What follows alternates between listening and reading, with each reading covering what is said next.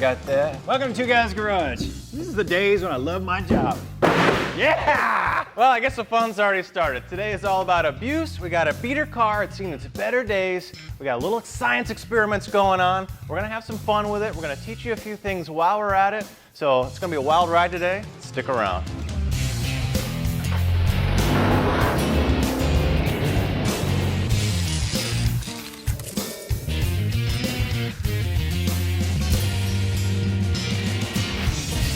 We're pulling out our basic little 2-liter here, and you know, Byrd took one of his infamous parts runs and somehow destroyed the motor. So watch this, you'll find out how.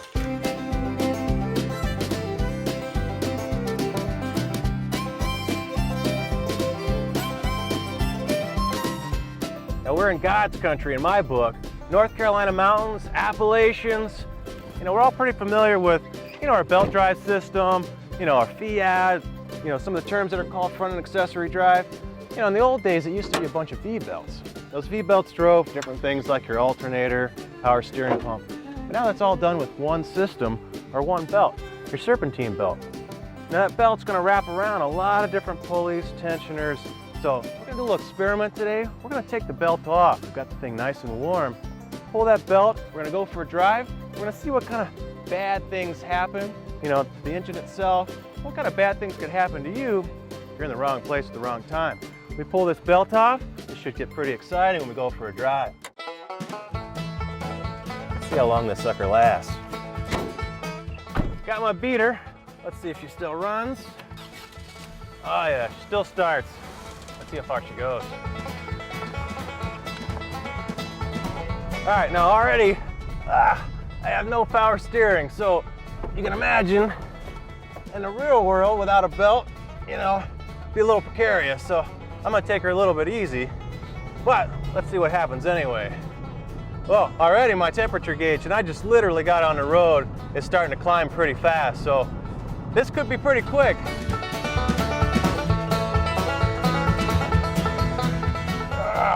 No power steering, going into the turn hot. There she goes. All right, now I'm gonna try to sit back and enjoy my trip for as long as it lasts, which may not be very long.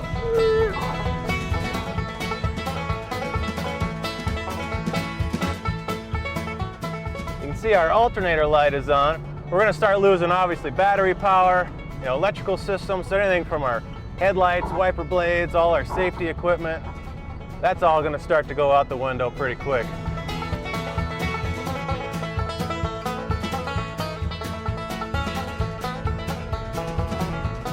She's a steaming, a bucking. Uh-oh. I don't know if we're gonna make it. No. Come on. I just need a good landing point because she's dying. Uh-oh. All right, folks. I think this is as far as Bessie is gonna take us. Oh.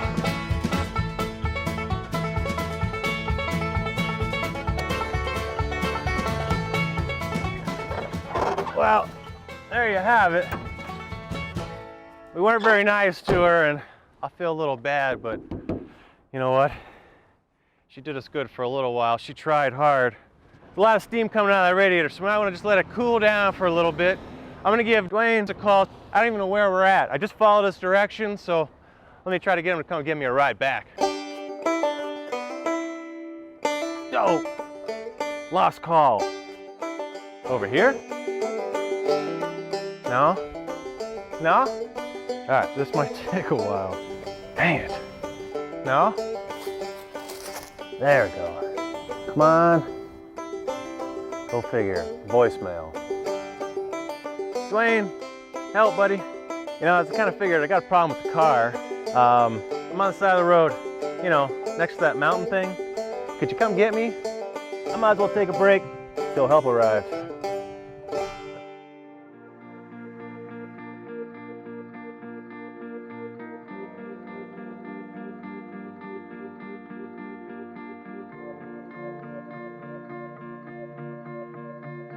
Do you need a hand? Yeah. Sir, need a hand?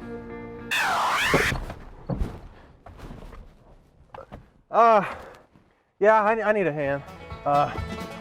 Yeah.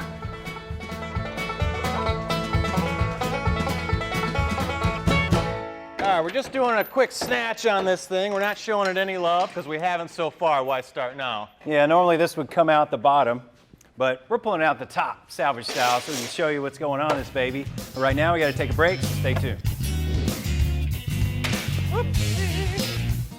When we come back, we're going to do a full autopsy on this bad boy.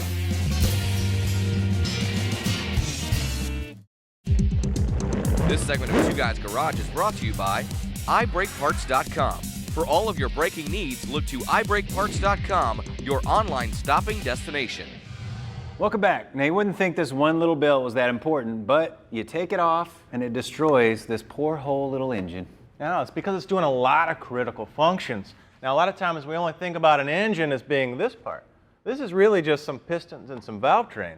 But you got this whole set of components here that are doing a lot of functions within the engine and the vehicle itself. Yeah, it's almost like 6 engines. One is run by the crank, and every other one is run by the belt. You got your alternator, you've got your crank, which is moving everything, you've got your water pump, you got your power steering pump, and your AC compressor, all with this one serpentine belt that goes around all of them. Yeah, and in the old days, it used to be split up. So you might have a different belt on, a different component, or maybe one or two connected together. But now that one crankshaft and that one belt is driving everything. Now there's different dynamics in each component. Like, for example, you might have a constant load, as this is spinning, but once that AC kicks on, bang, there's an instant load onto the system. Well, the alternator acts differently. When you accelerate, this crank is trying to wind everything up. Well, there's a lot of mass in here. There's a lot of windings in this alternator. So this is getting a lot of load to spin it up. As soon as you lift the throttle, that mass wants to keep spinning, and it wants to shoot the belt forward. So there's a lot of stuff that's going on in there because they're all connected. And that's why as a system, they've got to be designed right, and you got to maintain them right. Yeah, it's hard to keep that tension on every single one of these surfaces with this one little tensioner. And that tensioner takes a lot of strength. I mean, if you put this wrench on it, show them how much leverage it takes just to move it. Now here's a really long lever arm here, but I mean, still I can feel how much load is on there. That tension has to be critical over time. So it may be fresh in the beginning, but as the system wears and as that spring starts to fatigue, that's an important item that you want to replace as you replace your belt. Now, of course, you want to do your idlers too, because they get a lot of load on them. A lot of those bearings will start to wear out over time. So to do it right, you just go ahead and bang, you throw in some pretty inexpensive components, and the whole thing is done right. It'll last you forever again. So. Yeah, and there's several different types. We just grabbed a couple to show you, but I mean, you try to move this thing, there's no way. This is more of a shock type. It's actually hydraulic fluid, so there's a little valve, so that kind of moves back and forth. Another kind of primitive spring type. So there's all different ones, but like he said, go ahead and replace the idler. Go ahead and replace the tensioner at the same time while you do a belt. Yeah, and there's other things you want to look for too. Now we showed you about belt construction. Newer belts are made with EPDM. Now EPDM is a much more robust material than the old neoprene stuff. And you don't see the cracking and chunking, like pieces coming apart. So you look at it and you think, well, that's still good. But it's all about wear. So these grooves start to wear out, and now, the belt isn't riding on these side surfaces. It starts to bottom out. Now you have no place for water, debris, dirt, rocks, and stuff to go, so you can start hydroplaning, slipping, building heat, and you can start affecting all the other components. So you want to measure that. You want to measure your groove depths, and you want to read your belt. Read it across to see if you've got uneven wear. You may have, alignment problem. Now here's a cool Gates tool. This is a laser alignment tool because Bryan's got it. I'm going to put my, safety goggles on. He might shoot my eye out. Yeah. But see, what you'll do is you'll line up, one pulley across the next, and you can go around the system and see if you've got something out of whack. So read your belt properly, make sure your system is good, and then you can just forget about it. Enjoy your ride and go have a good time. So with that, I think it's time to break this thing down and start looking at all the bad things that we did to it. Can't take you seriously with those glasses. All right, we're gonna take a break right now. We'll be back. Stay tuned. Those are hilarious.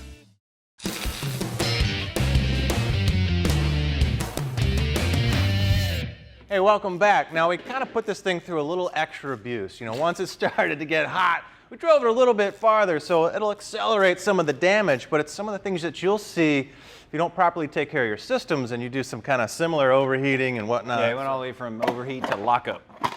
Yeah, ooh, look at that. Nice. I haven't seen something like this in a really long time. This got so hot, it smoked the belt drive for this timing drive here. Dude, you can even see there's ball bearings down in there, the whole. Yeah, the pulley's actually behind it, so it actually melted that thing. So I have a feeling we're gonna see some pretty interesting stuff. So why don't you follow along with us?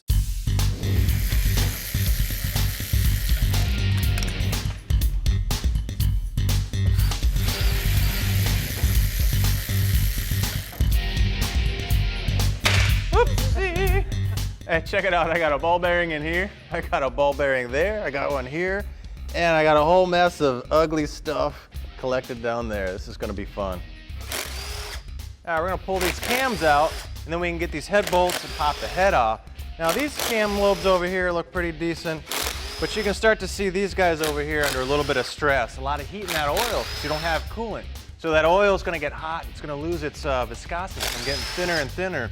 So a lot of these wear surfaces probably are gonna start looking pretty cooked.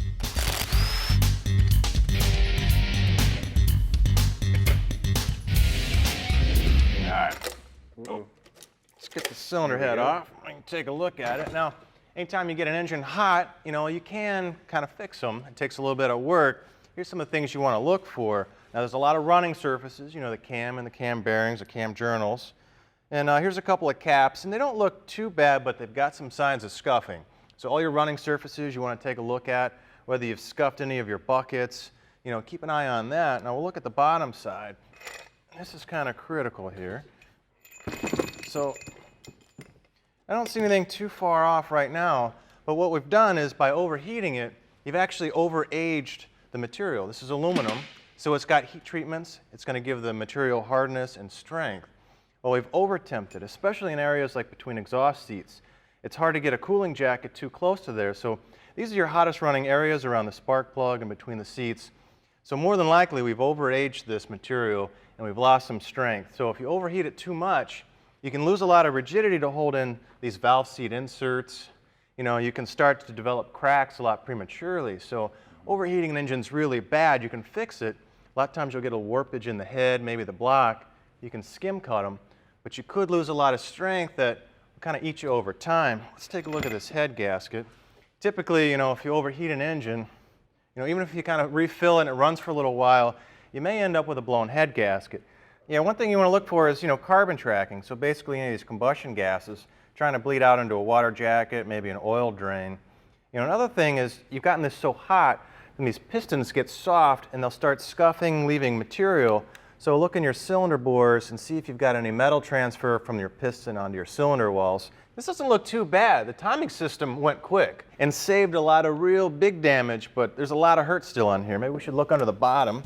Oops, the other way. And check out some of these bearings.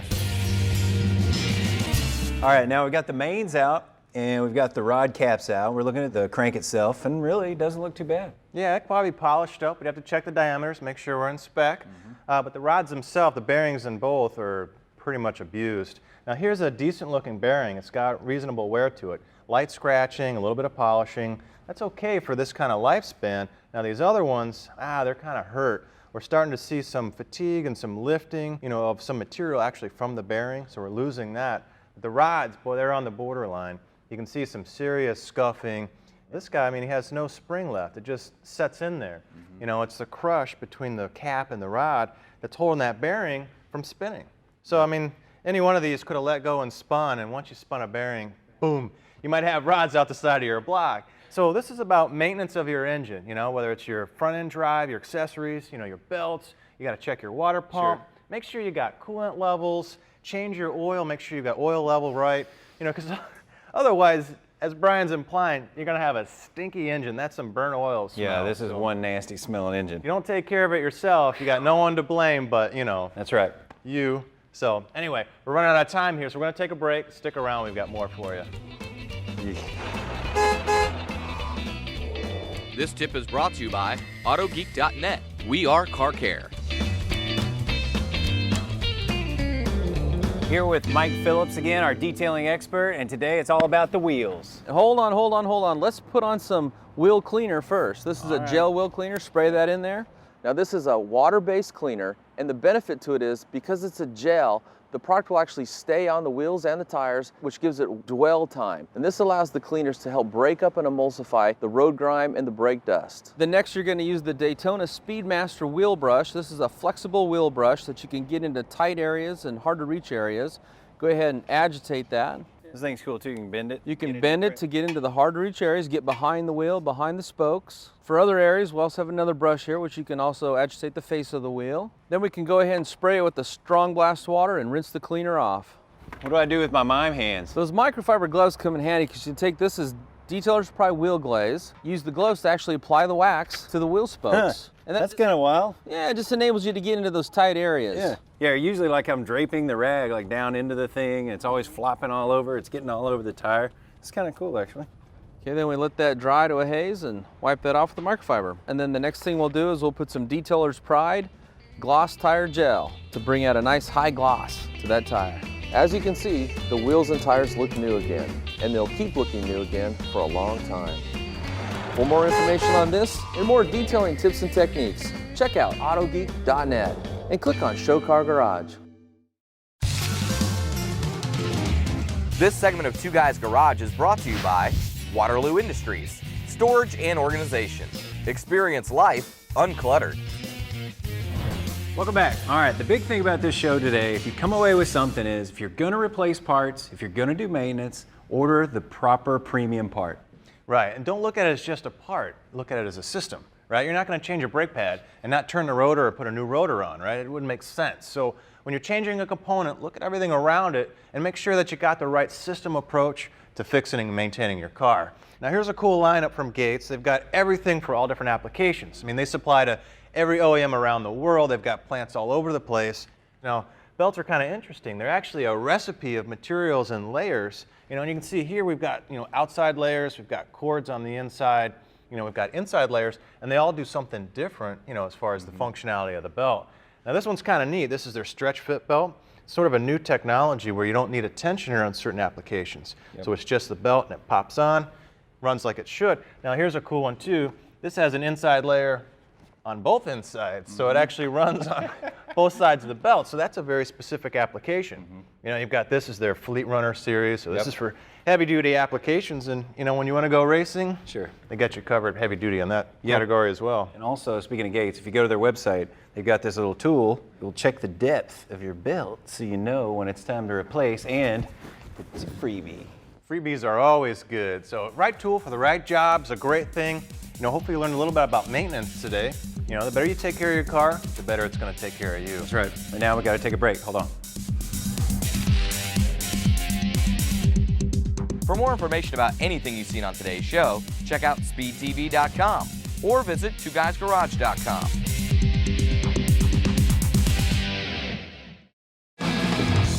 Here's this week's Spark Plug tip, brought to you by Champion Spark Plug. Now this week we're going to teach you how to read spark plugs. Everybody's been doing it for hundreds of years, but this is a cool tool you need. It's got a light, little magnifying glass. Now this plug has a really nice kind of gray ring that's around the electrode there. The rest of it's pretty white. It's got kind of a tan color going on around the edge. This thing looks perfect. It's exactly what you want. This one actually has 110,000 miles on it. It's pretty amazing. Now the second one, this is way too rich, a lot of oil. So you've got some kind of oil situation, bad rings, bad seal, something going on there where you're getting a lot of nasty buildup on it. This is very bad. Third one, now this is a lean situation. So you've got a lot of gray and spotting. And this is probably one of the hottest I've ever seen because it's actually taken this ceramic electrode, which takes a lot of heat. It's taken it from being square and rounding it off, and it's actually taken the ground and just burned it right off. Moral of the story is, while you're in there, you're replacing your plugs, go ahead, check them out, and see how each cylinder is firing and make sure that everything's working properly. All right, get on down here to the break room. First thing we've got is from SAS Safety Corp. Yeah, this is their Bandit. It's their disposable twin cartridge. It's organic vapor cartridges with N95 filters. Now these are a must if you're going to do any kind of solvent work whether you're painting a car, maybe putting epoxy floor in your garage. Keep those lungs together, and you might want to use those brain cells in the future, so you might want to keep those intact too. Yeah, the nice thing about this too, it comes assembled. There's no worrying whether your filter fits. Pull it out, put it on your face, pull the strap, and you're ready to go. Use it until it's not working anymore. Once you're finished, just toss And then it. you're done. So there's no fooling around. They're easy to use. Pull one right out of the bag and start the job. So this is SAS Safety Corp. This is their Bandit disposable twin cartridge unit. All right, next product we got up is from LMC Truck. This is their electric cooling fan. Yeah, this is their 16-inch fan. It's got a nice, high-efficient 8-blade curved series, high flow. It's a great way to get rid of that old, heavy mechanical clutch fan you got on there. Yep. And be able to control when the fan kicks on and kicks off, so you might be able to pick up a little bit of fuel economy. Yep, take down some noise. Now, LMC Truck has all kinds of stuff for you. Go onto their site, you can get a free catalog no matter whether you have Dodge, Chevy, or Ford. All kinds of cool products there at LMC Truck, so check that out. Next thing we got up is from Gum Out, and this is the all-in-one fuel system cleaner. Yeah, now you put this in your fuel tank, run it a little bit empty, dump a bottle in there. You can run up to 35 gallons with one bottle, and it's going to clean your fuel system from your injectors and your fuel lines all the way into the backside of those valves, your combustion chamber. It's a good way to knock down a lot of those carbon deposits that have built up over time, keep your engine running nice and clean. Yep, they say this is going to improve your gas mileage. Put it in every 3,000 miles. Piece of cake, treats all kinds of systems. That's from Gum Out. It's our all-in-one fuel cleaner. Yeah, it's from Sopus. All right, well, we're out of time today, so we'll have to catch you guys in the next one. Sayonara. Gotta go.